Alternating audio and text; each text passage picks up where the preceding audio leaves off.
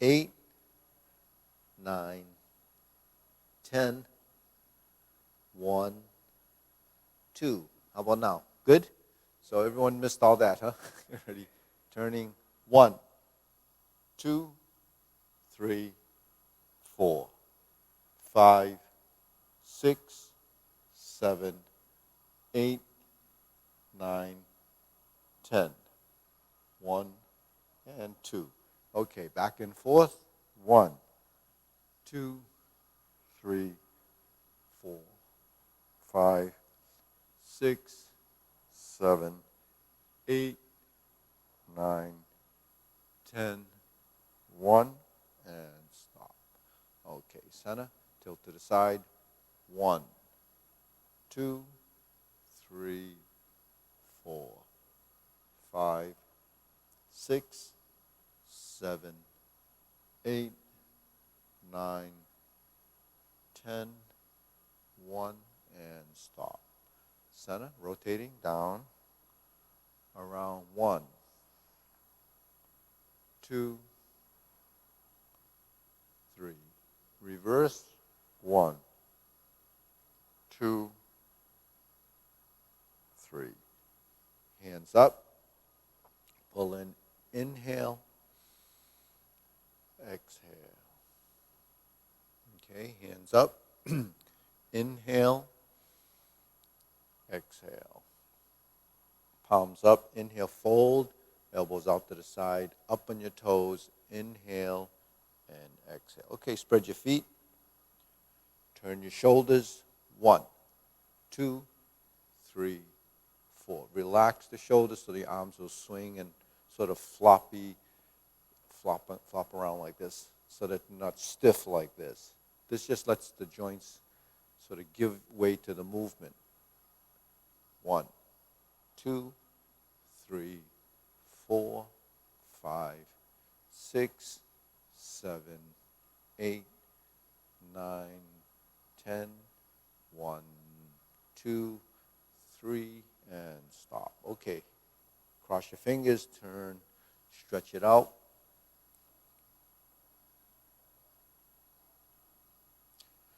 Switch.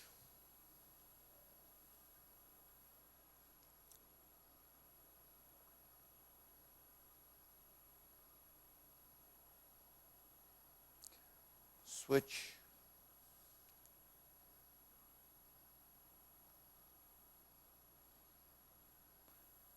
Switch.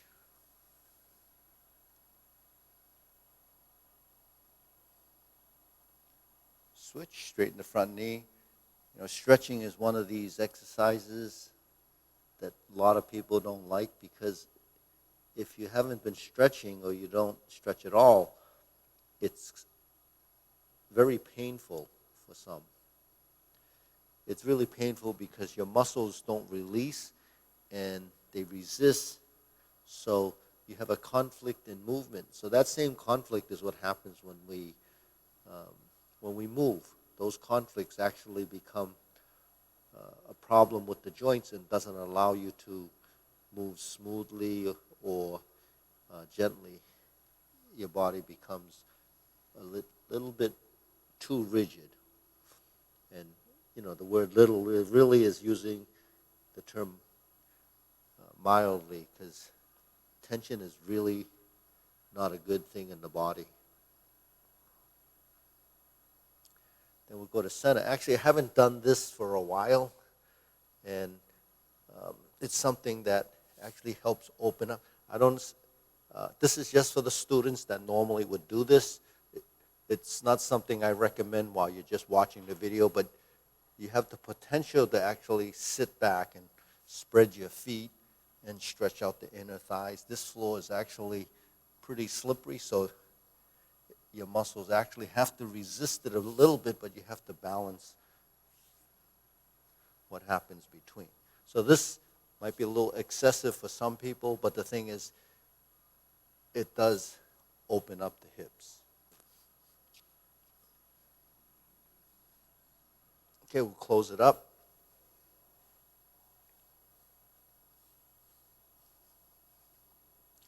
Okay, shake it out.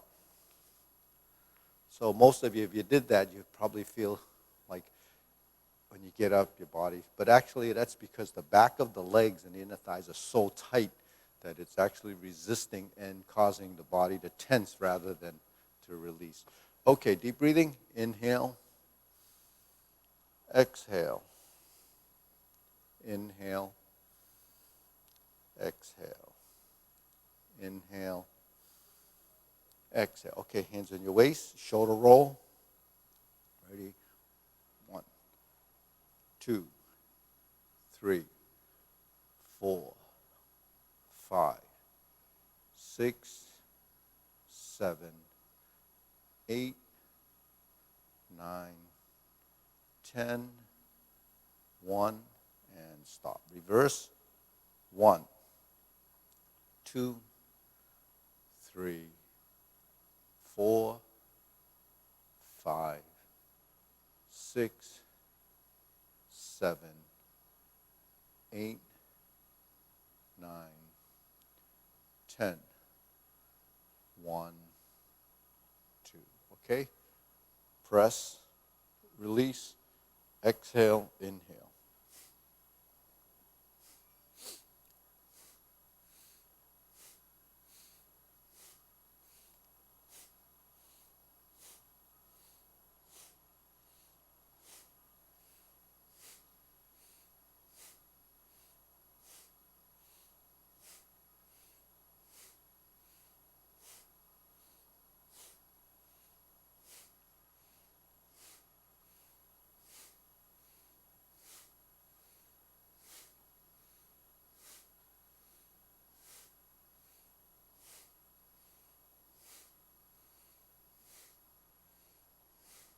And stop.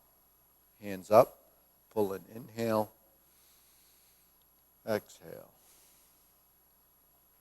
Inhale. Exhale. Inhale. Exhale. Okay, next we're going to do this. Folding the knees. There's a circular movement. Okay, pay attention to the size of the circle. You know, the hands don't go much above the eyebrows and doesn't stay bent, so you're like this. It goes all the way down. So just create a circle about this size.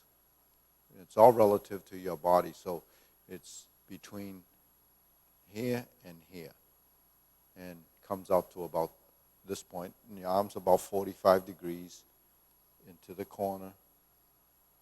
So that's about the size of the circle.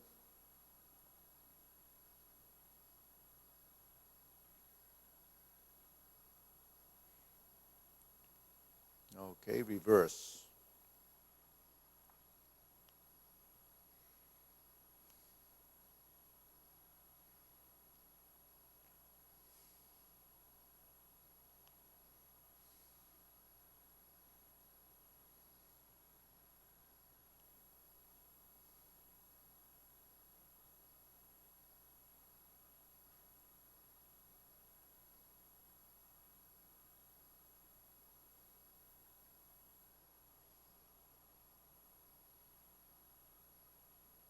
And center. Okay, palms down. Bigger circle. 1, 2, 3. 1, 2, 3. 1, 2, 3. 1, 2, 3. 1, 2, 3. 1, 2, 3. 1, 2, 3. 1, 2, and stop. Okay. Center. Let's do a few deep breaths. Inhale. Exhale. Inhale. So when you exhale, bring the hands down, lower your heels, and they should stop about the same time. So inhale up on the toes, exhale as you descend. Okay, this is something we've been working on from the shoulder, we're shifting over and then bringing that foot that loses the weight or empties to find that balance point. So we shift and shift. So I mentioned that this foot will come here because you release it and relax. And it'll just find this position. So it's alongside of the leg. And this is where you would hold your leg up like this. Okay, let's switch. And it comes in. Switch. And it comes in. Hold the position. Switch. Then when you get good at this, you actually, when you shift, you'll know just exactly where it should be because you sort of build that muscle memory in there and you build this sort of sequence of events, really a pattern of movement. So we're here. Now we're going to shift. The hand goes up. So the elbow stays pretty naturally down. That means not out here. So it just kind of lifts and you're standing on one leg. So that's the golden cockerel stands on one leg, or the golden chicken standing on one leg. And this is something that if you practice this, it's going to help improve your balance as you become more proficient at this specific posture.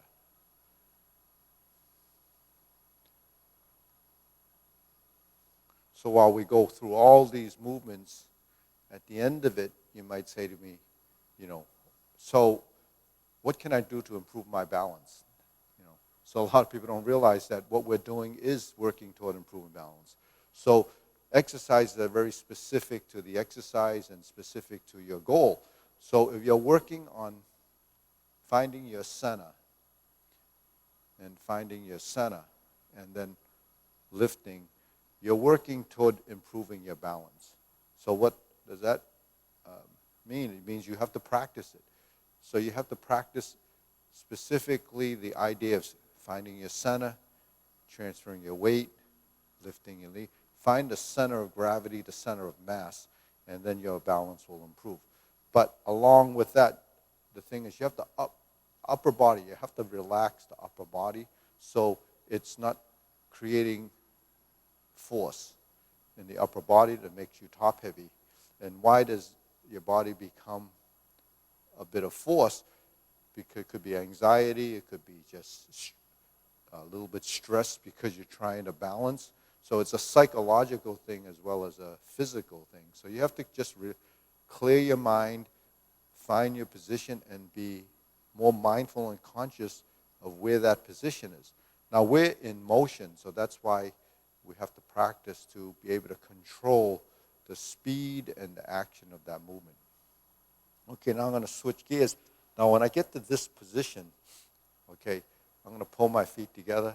All right, we have this arm position like this. I'm going to spread my feet about 3 inches.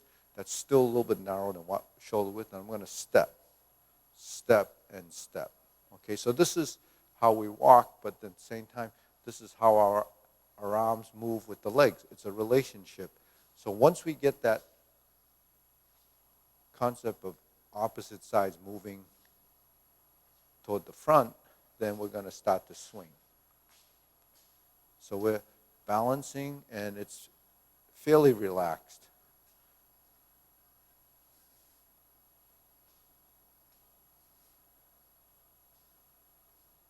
And center. Okay, let's try the other side.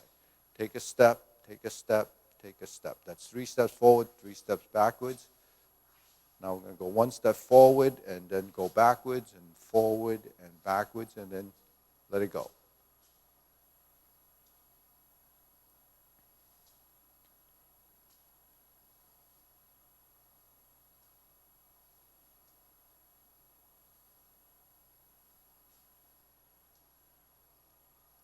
Okay, a couple more.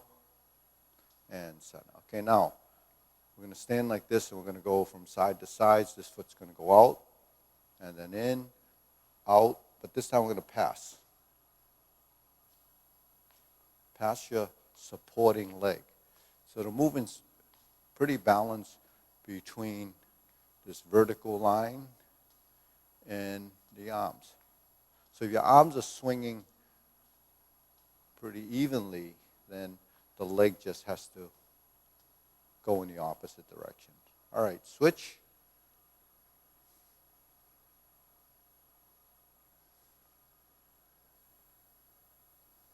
Find your center, relax in the movement, swing side to sides.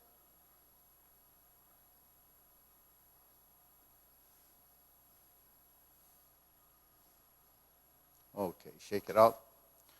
Deep breathing.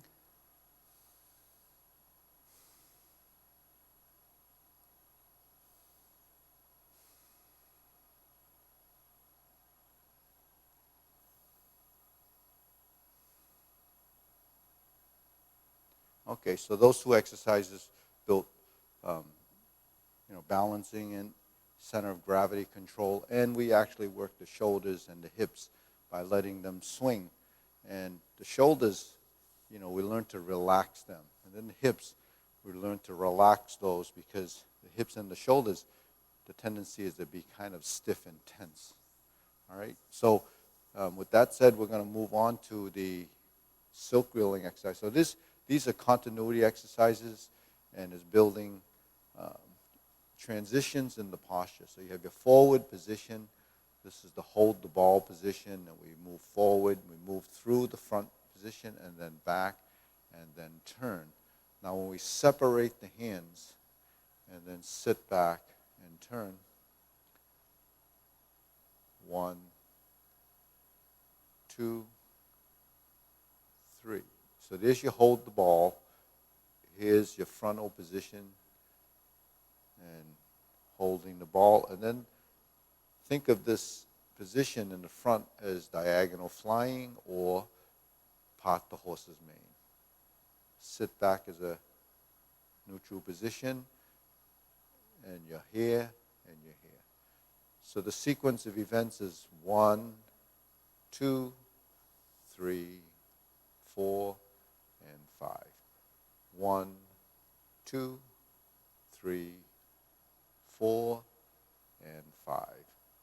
1, 2, 3, 4, 5. 1, 2, 3, 4, and 5. So that's what I call the silk reeling exercise. It is 2 dimensions or 2 planes of movement. We're here, and we turn to this side, and we go. So there's a turning of the body so we can fill this space.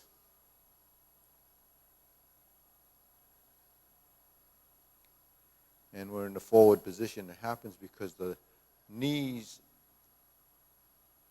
are folding and unfolding. Okay, now let's go to the other side. That's the hold the ball position, and here's the forward position. Here's the neutral position, and we're back. Forward and back sequence is 1, 2, 3, 4, and 5. 1, 2, 3 is this hand, 4 is this hand, and once we reset is 5, and we begin again, and we cycle through.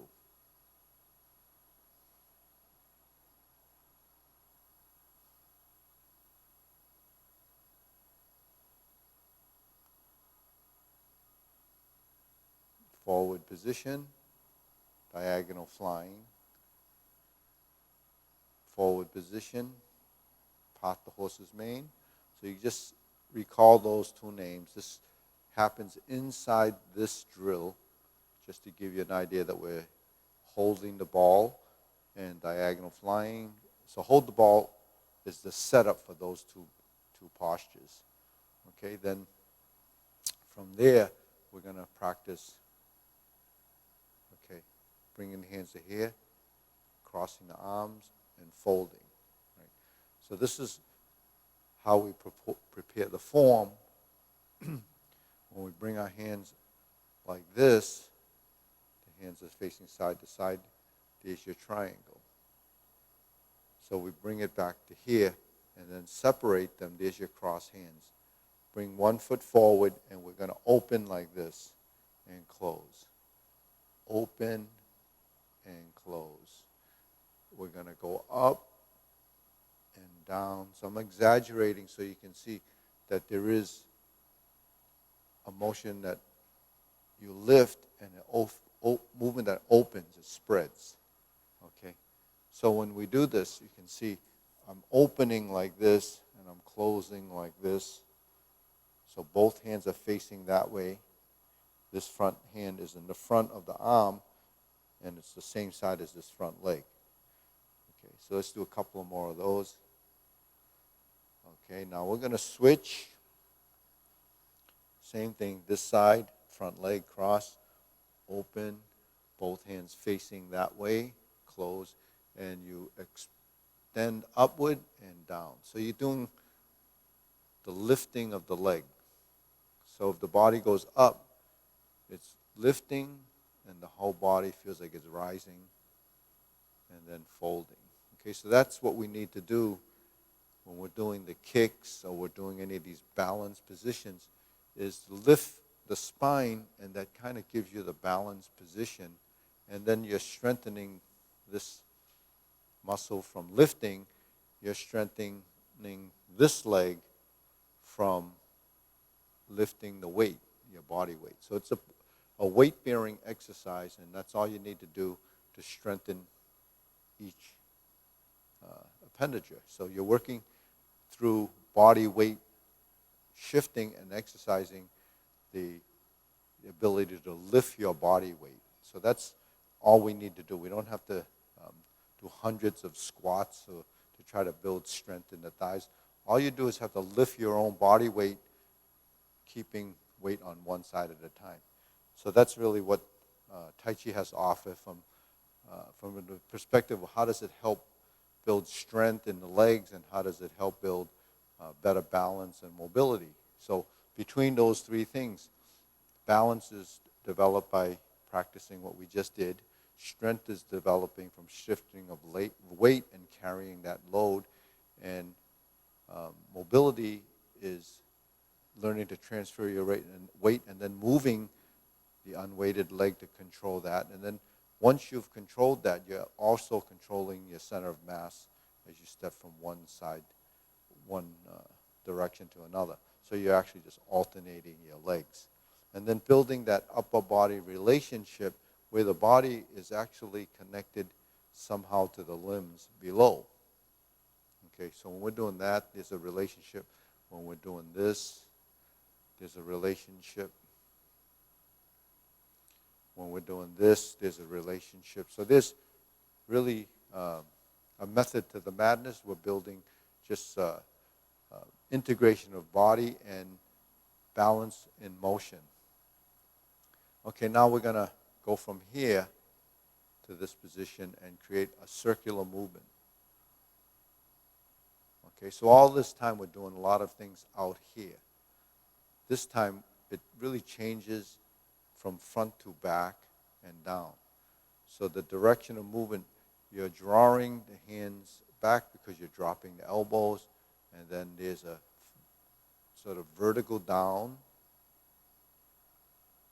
pulling back, and then get a sense of direction. So the fingers are going toward the shoulders, and the palms are going toward the ground. So that's what we're doing. Okay. So for newer people, sometimes you see this in the mirror or in the face-to-face action, and then you end up doing this. So the hand should come up from the thigh first and then back. Okay. If you did this, what's the difference between this and this? Does anybody know? Raise your hand. I can't see you, but what is the difference between this and this? It's not a trick question. What do you think the difference is? So the answer would... Okay, so the answer is, when I do this, my arms are straight and then I bend. If I do this, my arm bends and then it gets straight. So that's the difference. One is forward, the other one is backwards. Okay, so straight and then bend. Okay? If you're bending and then doing that, it's the wrong order of movement. So that was pretty simple. Okay, now we're going to go to lower hoop position. Okay, that's your lower hoop. You know, you've been following, you hear a lot of geometry of position. So this is a circle, the lower hoop, and lower hoop means around where the navel is. So we did the other movements that I said comes down to here where the hip is. So there's the low extreme position where this is. Because our elbows are folded, it's actually not as long, right? So it's not as long. It comes up to about your waist or navel there. Hold the position, clear your thoughts. Shoulders are cupped slightly, so the elbows seem to be coming forward a little bit. So that's called rounding the back and hollowing the chest. Okay, next we're going to let the hands drift up till your index finger is about horizontal and your elbows are lower, right? So because the elbows are in line with the shoulder, that's sloping down a little bit.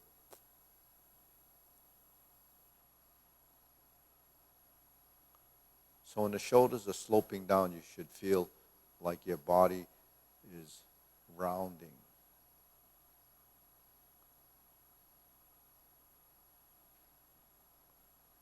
Okay, now let's drop the elbows, and we're in this small position, small ball position. It's holding a small little ball with the fingertips spread like this. So that's hollowing the palm. Hollowing the palm. You look at your palms, it looks like it has a little bit of an indentation right here. That's because the relaxed palm sort of draws the back of the ligaments and tendons in a position that's rounded. And the other reason is when you go like this, then you create a tension in the hand and you're not very relaxed. So you have to just let your fingers align and create that natural extension.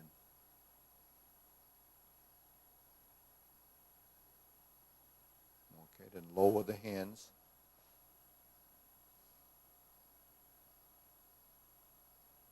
Palms down. So they're along the side of your leg. Palms down so that the wrist is somewhat flexed. And then we turn the hands, palms facing you, and then let the hands go down. And take the curvature out of the palm, but extend the fingers and align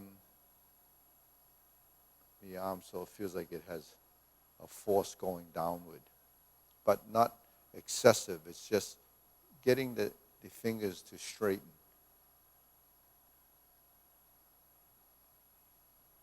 So you would feel a little bit of tension or the expansion of the fingers on the palm side.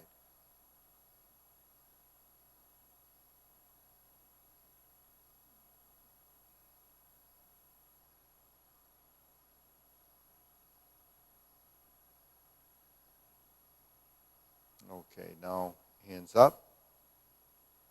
Inhale. Exhale. Inhale. Exhale. Inhale. Exhale. Okay.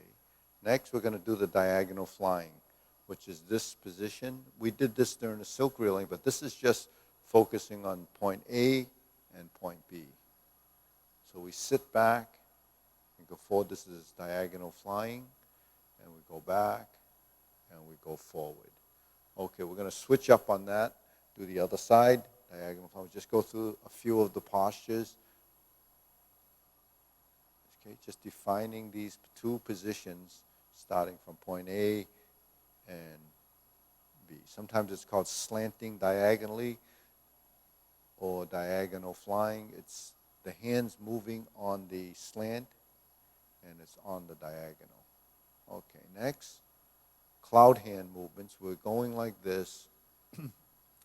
This is that circle. Can cross the eyes just about eye level, eyebrow level. This hand goes all the way down. So when it goes down, you have an elongated elbow, but not stiff because you have to fold it. But you release enough so that you get a full circle that's filling that space. Now we're going to turn the shoulders over to this corner. That's your 45-degree corner. And how do you know where that 45-degree corner is? You just have to find the corners in the room if you're standing in a square or the corner diagonal. And then you have a corner diagonal there. So we just turn to that corner.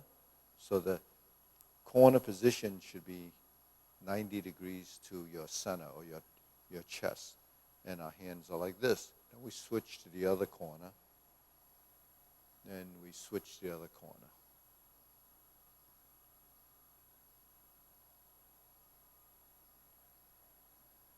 Okay, now we're going to shift over, and the weight is here. Bring it back to the other side. Shift over, and we find the center. Shift over, and then find the center. So you notice when I go over like this, the weight is there, and then when the other hand comes, it's here. Then we step out, and then it's here. 1, 2, 3, 4. 1, 2, 3, 4. So you see movements happen in phases because they're transitional and you're moving through space. So that phasing is really timing. You know, the terms that I use, pretty universal in language. We say phase this, phase 1, phase 2, phase 3. Well, we can't open our doors till phase 3. It's a timing thing that says, well, 6 weeks from now, you're allowed to open your doors. We won't get into why that's really not good, but so you see, when we move, phasing in the movement becomes this. Now, when we notice, when I go like this, here's my elbow, here's my leg. When I step out and I shift, here's my elbow and here's my leg. So it's not a coincidence that that's the phase and the timing of the movement. Because once I'm here, right? You see how that relationship kind of ties together.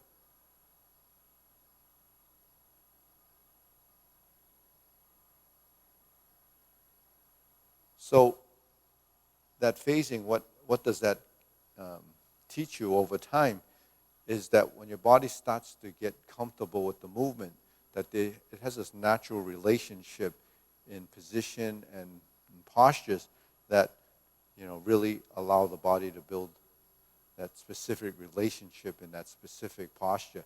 And then the body will feel comfortable. It doesn't feel like it's awkward. It doesn't feel like it's misaligned. Because that's the natural course of how the body should be moving. So that's just something that a lot of people don't pay attention to because we're not that astute about body mechanics and body movement and coordination unless you do something that trains you to understand that. And this is really something that a lot of people don't understand, that while we're going through just these kinds of movements and postures, do we really understand why we're doing it? Well, that's a whole nother stage of development, as when you truly begin to understand what we're doing. But meanwhile, you have to go through this process by mimicking the movement, and this is continuing on to carry tiger to the mountain, you're just moving and allowing your body to adapt to what it sees, and then eventually your body picks it up, and then your mind, while you're listening to all of these different concepts and theories, eventually begin to make sense because it's connected. The mind and the body is connected.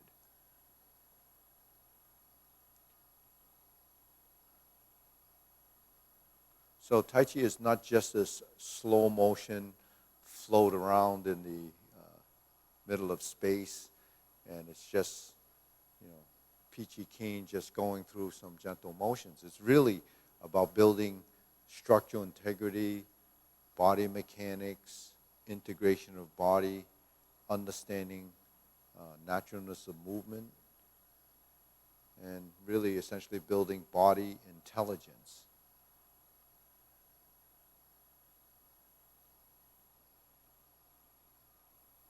Okay, next we have the infinity sign. So that's this.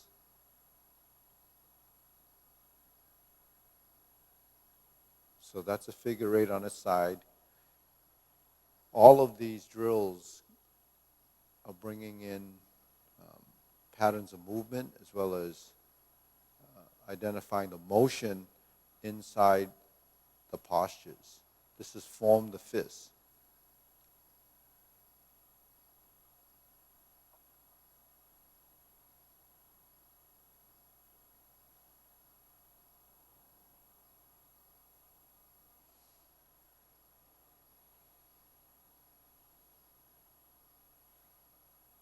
Okay, next, palms together. Strum the lute.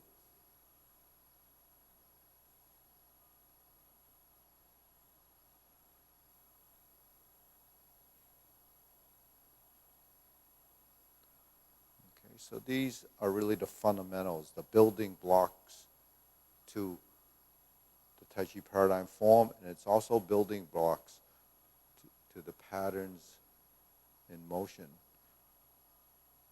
So when you do this in the beginning, it's kind of rigid, it's kind of isolated until your body starts picking up on some of the subtleties. Now I'm going to do a thumbs up position on the right, palms together like this, and we're alternating the shoulders. Okay. So I'm on this side and I'm alternating the shoulders.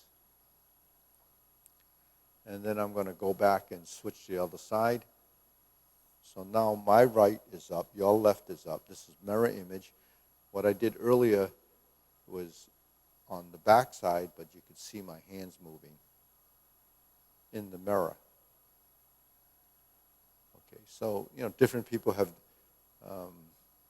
different difficulties. Some like it mirror image, some like it from the same side by following from behind. So you have to recognize differences in the approach and the movements.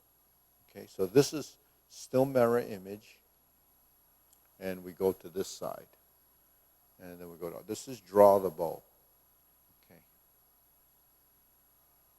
So just remember, bear in mind, when we start to do the form, or we do any of the posturing in the form, and you see my back, you're going to be doing it on the same side that I'm doing it. If we're doing the form and you see me directly face to face, we're on the opposite side. So that's where it gets confusing. While I tell you that we're mirror image face to face, when we do the form, face to face is opposite. So if I'm doing my right, you're doing your right. Okay, spread the feet, fan through the back.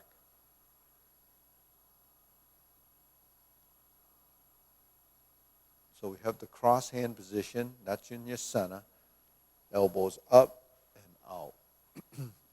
Lift up, elbows up and out. Lift up, elbows up and out. Okay, so this is fan through the back. Okay, next we're going to do lift and raise the hand.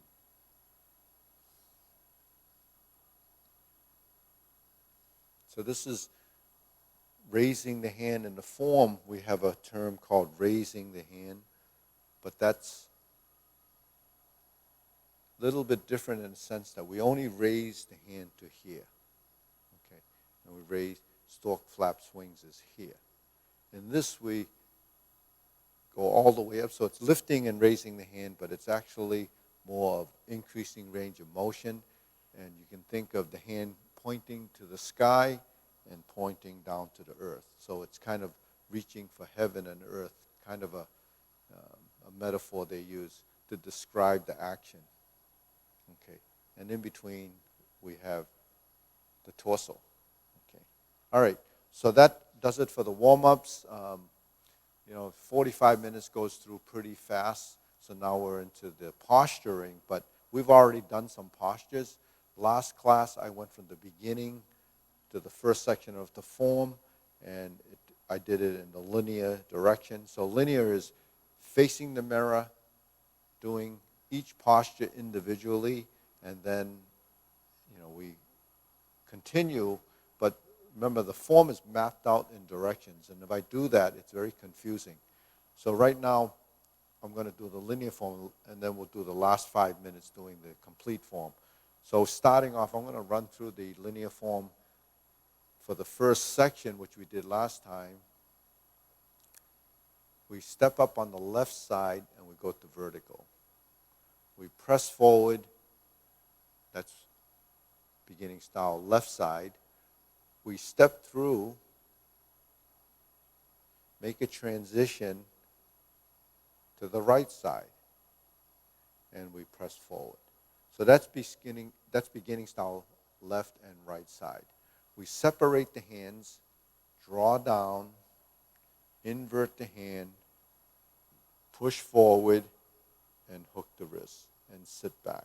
So that series is grasp the sparrow's tail, toe out, face the corner, spread the feet, pivot on the heel, and we're here. Draw across. This posture is single whip. Bring the hand in and lower the hand. Bring this across and level. Okay? Shift. Adjust. Slant diagonally. So this is diagonal flying. These are terms you begin to recognize when you connect it with the posture. Now we're back to right side vertical. Could be neutral or strum the loot right side. Thumbs up, press forward. Now I'm going to step up and find a parallel stance to the shoulder width stance and raise the hand. Bend from the waist. Okay, stork flaps wings. And relax the shoulders. So you see my elbows dropping slightly. My knees also bent slightly. A little difficult to see in the mirror when my knees fold because you don't see the contrast because of the color of the pants. You would see it more if I gave you a side view that I'm sinking and my elbows dropping down. So you could see the shoulders. So that's the first section of the form. And when I end here, I wouldn't end up turning there, so I would do this toe-heel pivot. All right? And that toe-heel pivot is something I've done in the drills where we learn to turn from one position to the next as an increment of 90 degrees and 90. So it's a 180-degree turn broken down into two pieces. We can actually do this and make it into one complete turn as a 180 degree. So that's how we turn. We pivot the feet. So in this instance, we're going 90 degrees, so we would do it like this. And then we would end up on the left side neutral position. So the next section of the form is this. We're in a neutral position. We have one of each of these. You see that? We're here. The palm goes out. We have this hand like this. Okay. So we can do it like this and like this. Okay. So lifting the hand to here. We're doing this on this side, and we're doing this on this side. Okay, we have that? So we're going to do that again, right? From here, 1, 2, 3. So see those two positions? We'll bring them together like that. Okay? Now we have this position and this hand against it, but is it the same as what we have when we have it on this side? Now the difference is that this leg is forward and this side is rounded. So it's opposite to this. Okay, so this is what happens the first time you set your hands up when you turn in that direction, and we're in the next section. So we have one of these and one of these. So what happens is when we're here, we turn like this, and then this hand comes up in front. Okay. So this does make sense, but if you haven't picked up on it by now, when you have a single hand, it goes to your center. Last class I talked about palm strikes face. Well, your hands are here, single whip, it comes to here. Okay. So when we're here and I go like that, it's just a natural course of finding your center line. When we have one of these and one of these, if you only have one, you go up into the center. So it only makes sense to do this and then brings it up to here. Then we turn. We flip the hands. That's the transition beginning style. The inside hand goes down, goes across, and you push. Okay. Now we're tracking the hands as a brush knee and push. Now I'm going to do that again, but break it down. 1, 2, 3, 4, 5, and 6. Okay. So you see, that's brush, knee, and push.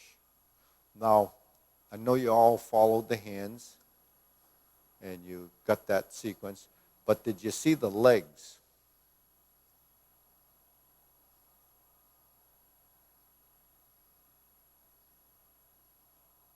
So did you see the hands and legs going in the same direction in the frontal view? Probably not so much, because you don't see the body moving forward. You're only watching the hands. So I just want you to be cognizant of the fact that when we move forward, it's because this leg is straightening and this arm is straightening. You see? So nothing really happens, in an isolated way. So that's what integration of body is. The only way to build integration of body is to move your body in an integrated fashion to build that idea. So that's called brush knee, right side push.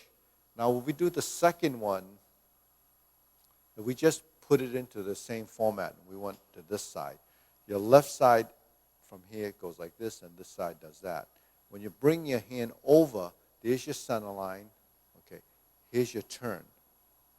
So because it's the left side hoop, elbow out, we're going to turn to the left side. And we flip the elbows and the hand goes down. This goes across. That's the brushing of the front knee and the pushing off the back leg. So remember, from the right side, we did the straightening of the elbow, the straightening of the knee. They're on the same side. So we have this. When we merged, okay, we have this, and we merge the hands, and we turn, we flip, drop, 1, 2. So we're in 1, 2, 3, 4, 5, and 6. So there's your brush knee. So that's left and right side. So they can be practiced as two separate postures, but then in the form, we do 4 of them. So in the form, we do 4 of them. How do we tie those together? Well, the first thing you have to realize is when we set up on the same side, that's going to take us in a direction. Okay. So on the left side, when I'm on the left vertical, like when we first started, you would twist if we finished the 2 brush knee on the right side. So this is what we have to do. That's called a twist step. And you look at the hands on the left side. If I switch stances and I round out, I have this transition, right? What's a twist step? It's twisting out so I can step to here and step to here. And then my hands are already in position, so I'm already presetting my position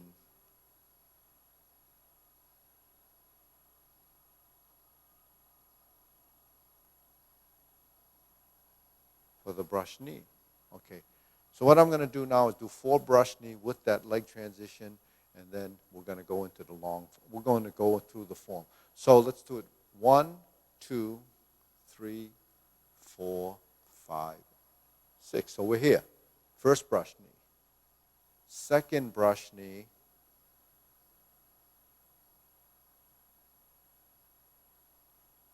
Third brush knee.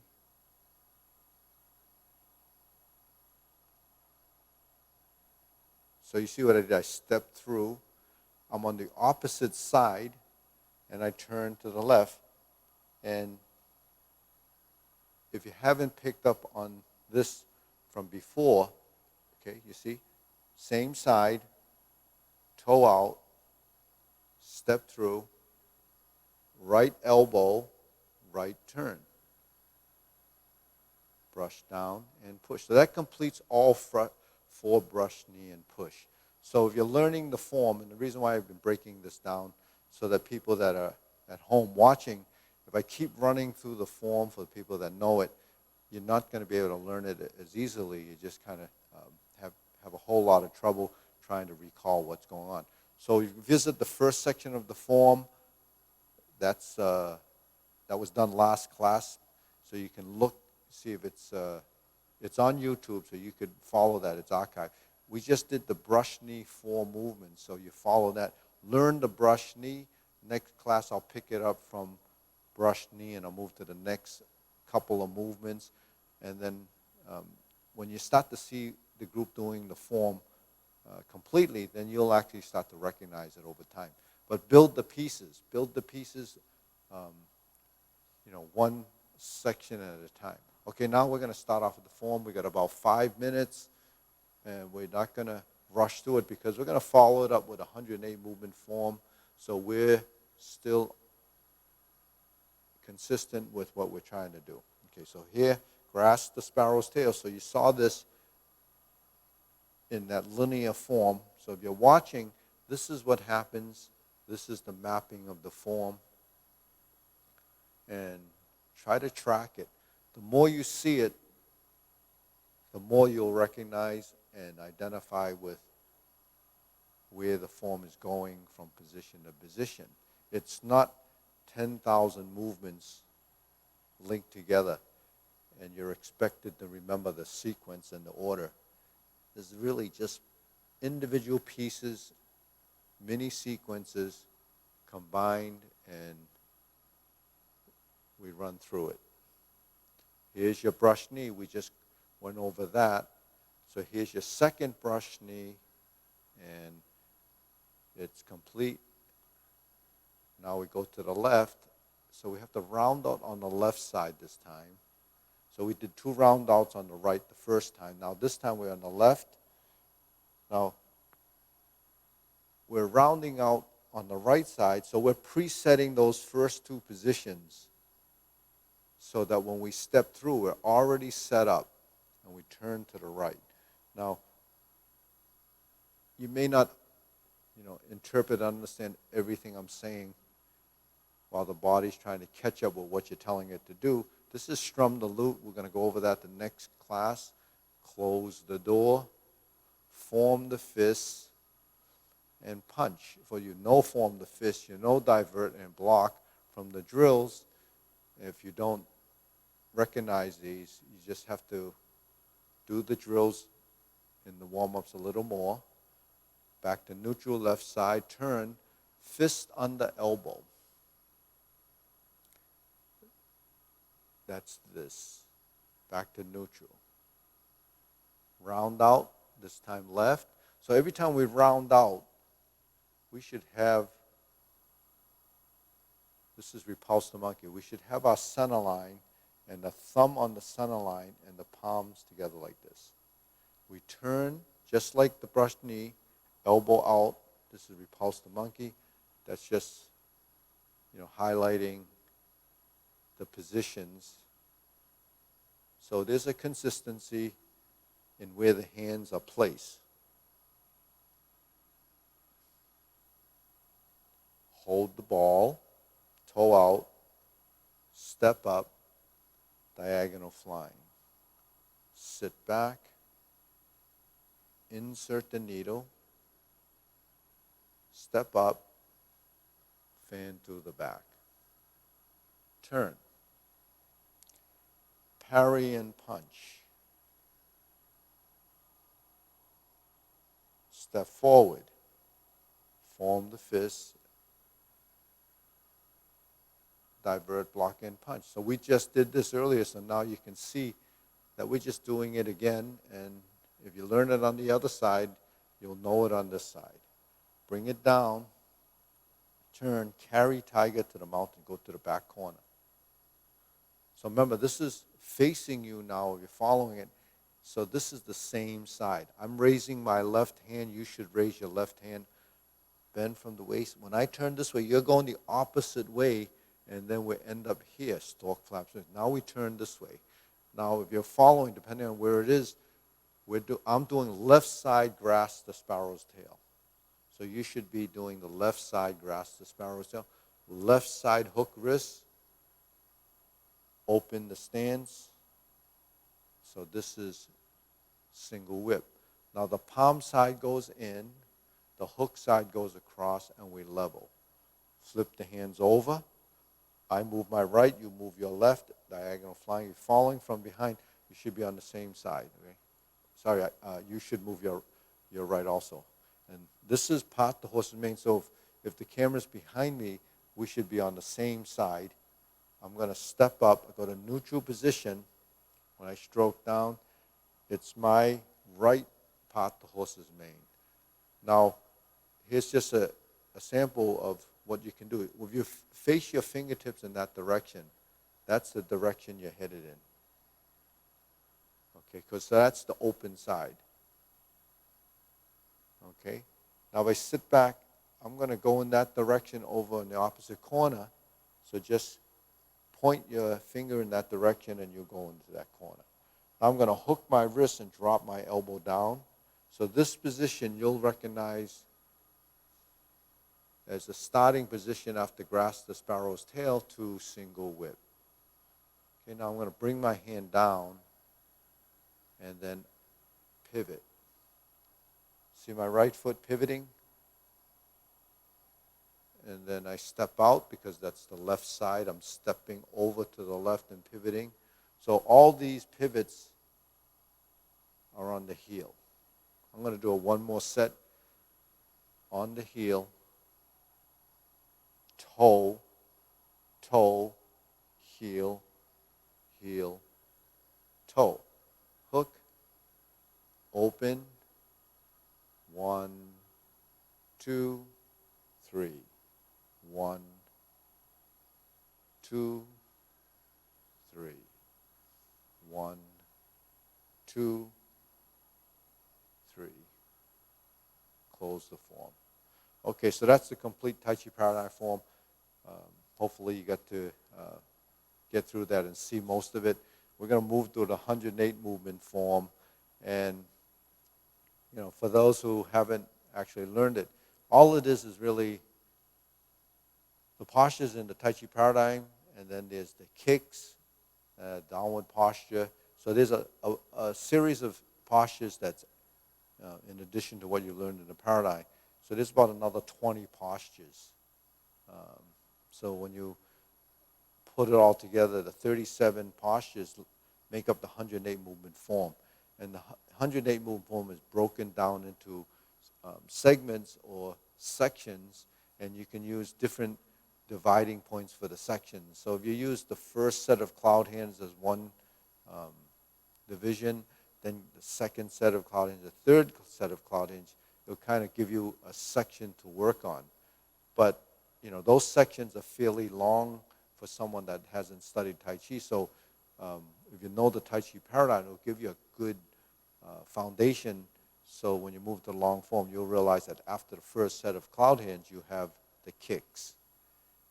After the second set of cloud hands, you have a couple of new postures called downward posture and golden cockerel. And then after those two movements are done, you actually will go through another repeat of the form from repulse the monkey on to the third set of cloud hands.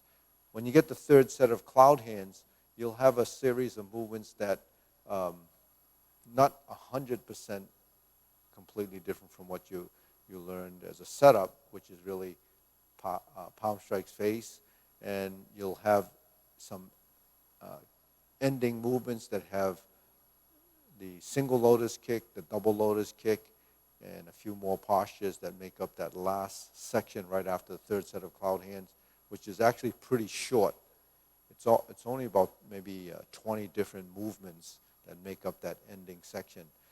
Before that, you have the repeats of the different areas in the form. And the difference between the Tai Chi Paradigm and the long form is the oblique movements that really take you into the corners. Now, Tai Chi is really mapped out on the floor as an octagon. It really has, like a compass. It has north, east, south, and west, and then you have the corner directions. And that's what the form is mapped out to be. So when you look from the top down, your form is mapped out, like a compass or directionally. And then up on top, you have your dimensional changes taking you through the different spaces as far as planes of movement. So that's why I tie everything into the geometry of positions, because everything, whether it's a compass or a clock or whatever you're dealing with as a time reference or a space reference, still deals with 0, 90 degrees, and 45 degrees, depending on how you put those 45-degree pieces of the pie together, and it just makes up the ground space. So that's what we have. We have an internal GPS that regulates the space through proprioception and angular positioning that we know through joint angle memory, which is what they call muscle memory. Muscle memory is really joint angle memory. Without the memory of the angles, you can't create these different patterns and sort of integrating those spaces. And it's a very precise way of doing it, but it does work. And I know for a fact that your body does get in tune with those directional things as improve proprioception and really accuracy of movement. Okay, so we're going to pick the form up from the obliques. Okay, so let's go from here. Okay, we're going to carry tiger to the mountain. So this is just shortcutting it so that we can work on a couple of things in the form.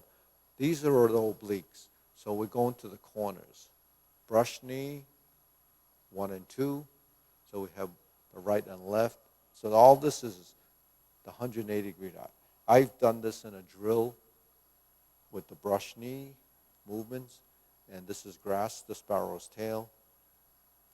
Single whip to the corner. Here's your oblique single whip. So that's all that means, is in the corners. Okay, this is stroking out to fist under elbow. And here's where repulsive monkey begins. So this is pretty standard procedure. Taking it back, we're going to do it exactly like we do it in the Tai Chi Paradigm, because there's no difference in these. So once we finish this third one, and remember, repulsive monkey begins on the left side, and then we finish. Now we go to the right side, okay, then we hold the ball, okay, or actually, we go to the right side, right? We're going to, where are we? Repulsive monkey, we're going to go to carry tiger to the mountain. I was thinking that normally we do the diagonal fly. Here we go to carry tiger to the mountain. This is slightly different because of the legs. So what's the movement here? It's carry tiger to the mountain, hand movements. Leg movement is actually lifting and opening the stance until we end up in the hold the ball position. Okay? Now we shift, and then we're back to here. This is a repeat. Step up and raise the hand.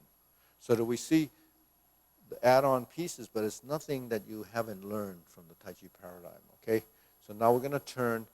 Here's the difference. One brush knee. One insert needle.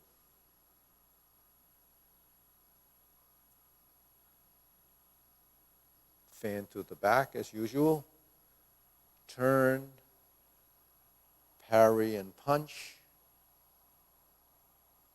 Form the fist. Now we step backwards instead of forward. Divert, block, punch. Grasp the sparrow's tail.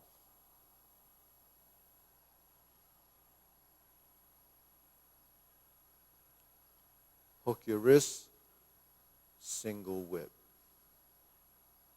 Okay, so this is where cloud hand starts. So anybody that's finished the Tai Chi Paradigm and is moving on to the 108 movement form, the obliques is one section that's added on. There's a carry tiger to the mountain that's taking you into that repeat. So there's a lot of different things that are happening in that section. So let's review that for people to know, and then we'll move to the next section. All right. So let's go forward. Okay. This is carry tiger to the mountain in this format. Okay. Now we're going to cross the hands. Okay. Now we go to the oblique. We pivot like this, set up the legs, turn to your right, brush knee and push. So we're doing a brush knee into the corner instead of directly 90 degrees to the front. Then we're going to sit back and turn. Second brush knee and push. And then we're going to sit back and do one grasp the sparrow's tail. And I'm taking this slowly so you can see that sequentially you learn it the same way you've been learning the other form. Okay, now we're in the corner. And this is the single whip in the corner instead of in the front. So now we have this pivot. We go like this. We bring the heel forward toward the mirror, and then we bring this foot all the way around. And then we have to sit into that. Now, when we sit, we're looking at that opposite corner, but we have to turn and draw this foot across.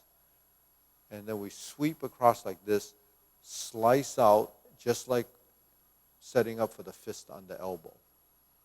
And then it repeats the repulse the monkey. Okay, so once we do the 3 repulse the monkey, we're going to have to do a carry tiger to the mountain. Okay.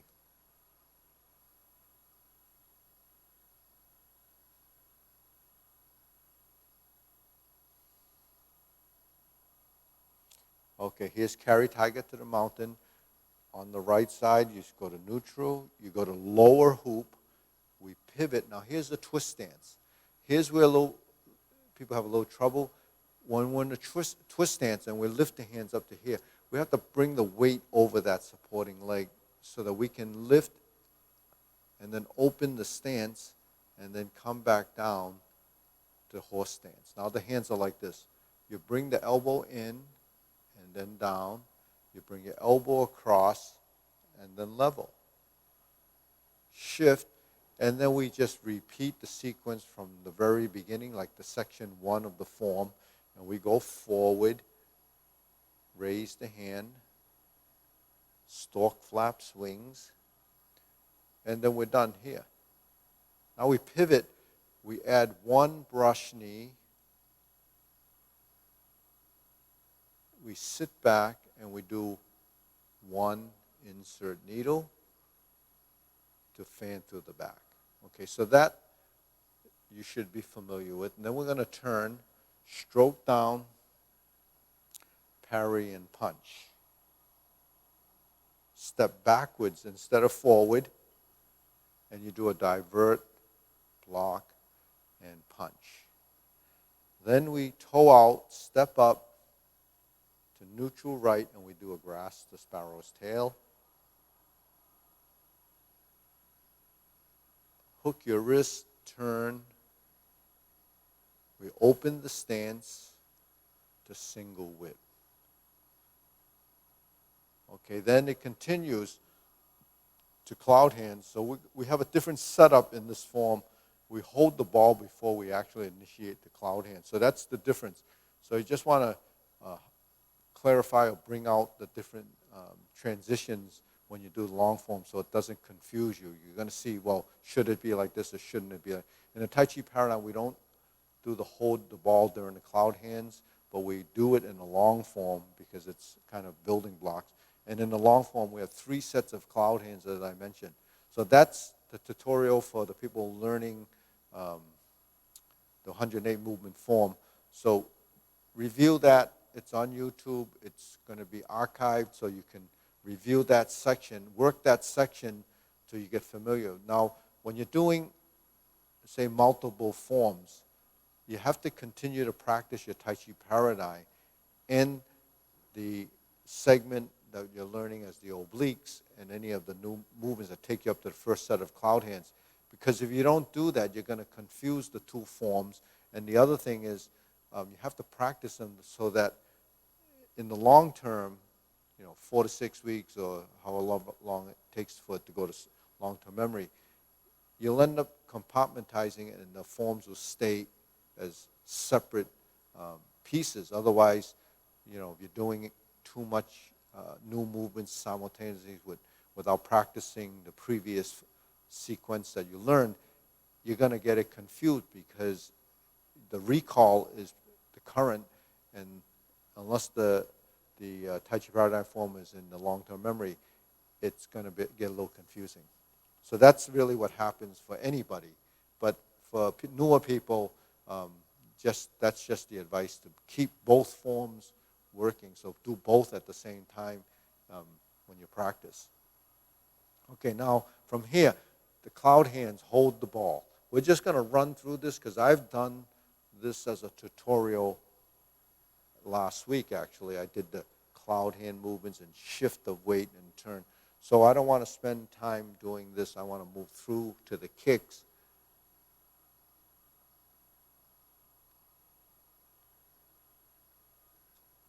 So if you're following, I'm going to be going through sections of the form each class so that you have, sort of an archive piece of the form that you can kind of visit and work that section while you're learning it. Otherwise, we'll get bogged down on just one thing, and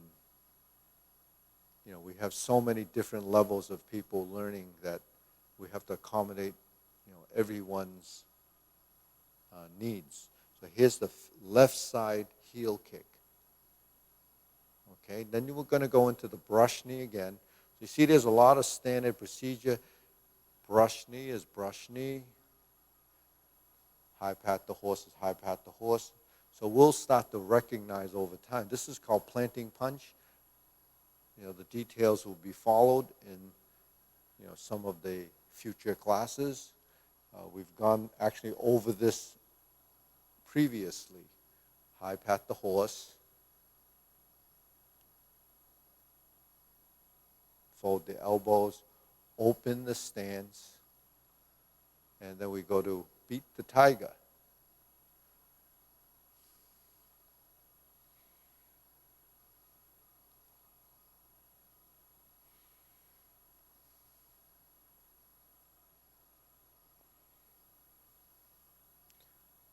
Potting leg.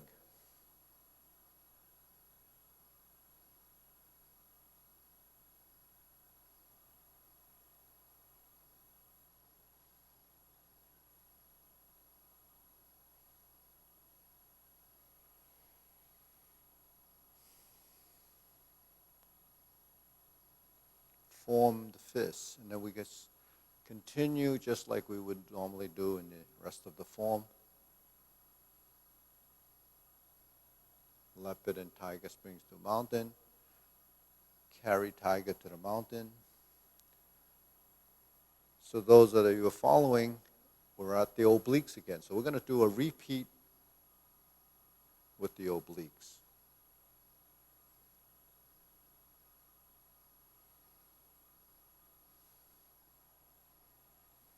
So I think that for the people that are following that had learned this form, because it's being broken down into these sections, I think it becomes much more clear to you, even from this learning perspective, that you're learning the form. Now this is the chance where we go to back to the front. Now, normally, if you're in the obliques, you would actually go into this corner, and then you would come back right up into the part the horse's mane. But we have, which is, I just pointing this out for the people that learn between the different Wu style. We actually come back here because we have this transition to do the right side diagonal flying, which really doesn't show up in a lot of the other forms. So we do that as a makeup for that offset corner, and then we're going to do the part the horse's mane 5 times. Okay. So we step up, and now we do a left side part the horse's mane. So I just wanted to bring that out because a lot of times you would say, well, that's the oblique. Why do we go to the front instead of go to the opposite corner if it's replicating that particular oblique sequence? So that's the reason why. So that won't have to be a question. And even some of the students probably wasn't really clear on that. Jade lady work shuttle. And then we're here, part the horse's mane. Cross corner, jade lady work shuttle.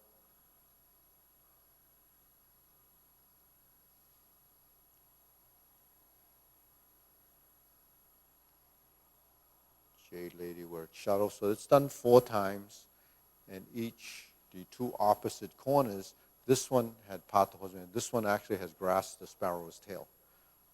So why do we do grasp the sparrow's tail here? Because we generally, or it always is, going from grasp the sparrow's tail to single whip. And here's where your second set of cloud hands comes in.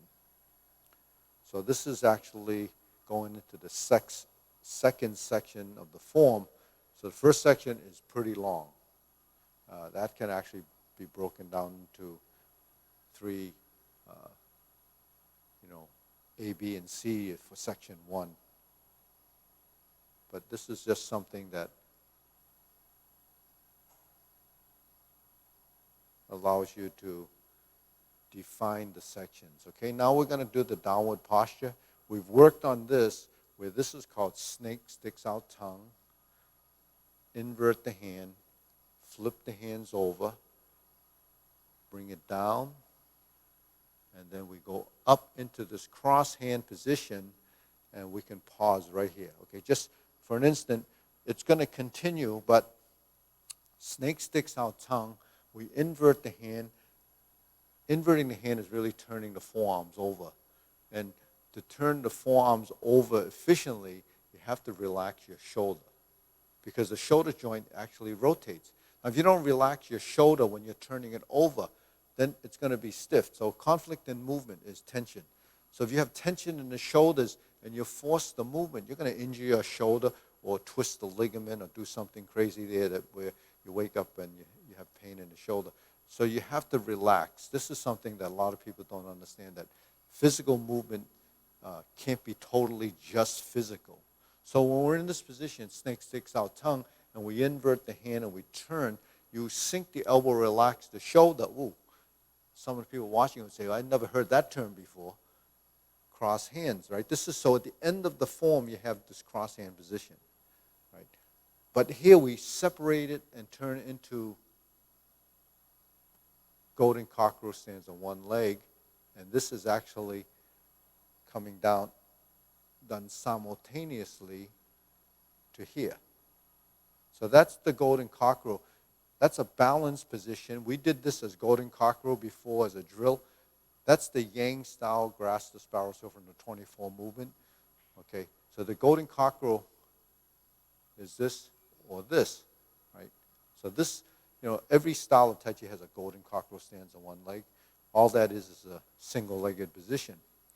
When we're here and we thrust out like this and we invert the hand, we actually have to tie it together with the legs eventually.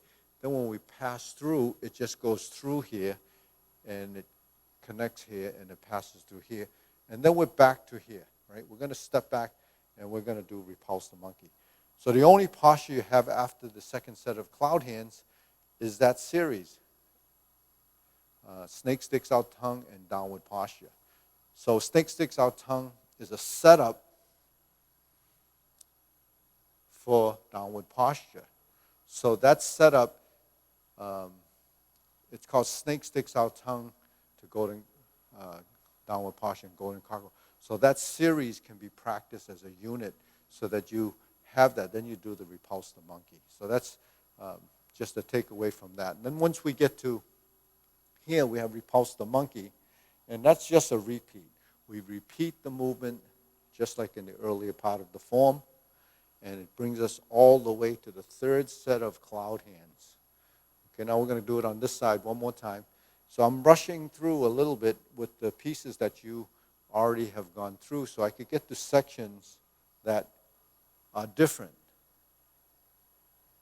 Okay, so this is, once you practice or you learn it, you have to spend some time on your own to discover because, following me gives you, a tutorial and how to do the movements, but you really have to go through it yourself enough to discover it. So here, now we're back to here. We're going to do a brush knee and an insert needle. So you notice that's just a repeat. Fan through the back. Turn. Here's the same parry and punch that we have throughout the form. And we form the fist. Now this time we step up like the Tai Chi Paradigm, going forward, back, 1, 2, 3. That was divert, block, and punch. And then we step up and grasp the sparrow's tail. Okay? Now we're at the third set of cloud hands. And we go through these movements because theoretically we should know these cloud hand movements. And if you don't, what do you have to do? You have to practice the cloud hands. So when you get to this point in the form and you're following along in the group, you're not trying to watch and do. So what you have to do is know it, and then when it shows up, you just go through the motions. Okay, now we have palm strike face. I went through last class what palm strike face is. Why do the hands sometimes appear to be? So the final position is the palm strikes face. And that's my left palm strikes face. I turn to an empty stance. My right foot is forward. My left hand is going to go out because the left hand is here. You lift up, and you're going to do what we call a single lotus kick and a brush knee. So here's where the flexibility comes in a bit, and you have to do a little bit more stretching. Step up and punch down. Okay, that's called punch down the crotch, kind of self-explanatory of what that does. And then you do the grasp the sparrow's tail again. And then we're back to single whip. We don't need to do any more cloud hands. We're done with those. We're going to move on to do the second downward posture. Like I said, the form is really taking the movements and doing it 2 times as a sequence, and then we're here. So instead of golden cockerel, we do the cross hand position. Then we step back and turn 180 degrees. We pass through center, hook this front wrist, step up with the left foot, and settle down a stance. It's called ride the tiger. Different people have different postures when they do this. But, this is the way we do it. And then there's a palm strike face. And then we turn, and then there's another position, changing of the palms. It comes through sense like a right palm strike, but it's really a setup for the double lotus kick. And then you draw down, fold the elbows, and punch out. This is draw bow to shoot tiger. Now we do the palm strikes face again. Circular movements like this. We turn and parry and punch. We step up. 1, high pat the horse. Step up. Grasp the sparrow's tail. Single whip. Hold the ball. Diagonal flying. Close the form. Okay, so as you can see, near the end of the sequence, after the last set of last single whip, you have a lot of the palm strikes face and high hat to horse integration of those different movements. So the varying approaches to palm strikes face is just to show you the diversity of getting from one position to the next as a way to practice transition. Because theoretically, or it is, Tai Chi, the real name for Tai Chi is Tai Chi chuan or Tai Ge kun or Tai Chi fist. So really, if you add that term fist, it becomes a routine. Just like in Kung Fu, we have the term fist at the end of the name of the form to represent that it's a martial art and that all these movements are interpreted and applied. So, there's a lot of content that we went over today. Hopefully that was beneficial to you. Go to YouTube, subscribe, give us a thumbs up, share this site and these streaming videos with friends because we need to boost our viewership. See you next time. We'll be back on Tuesday. Have a good weekend and enjoy Memorial Day weekend. All right. See you then.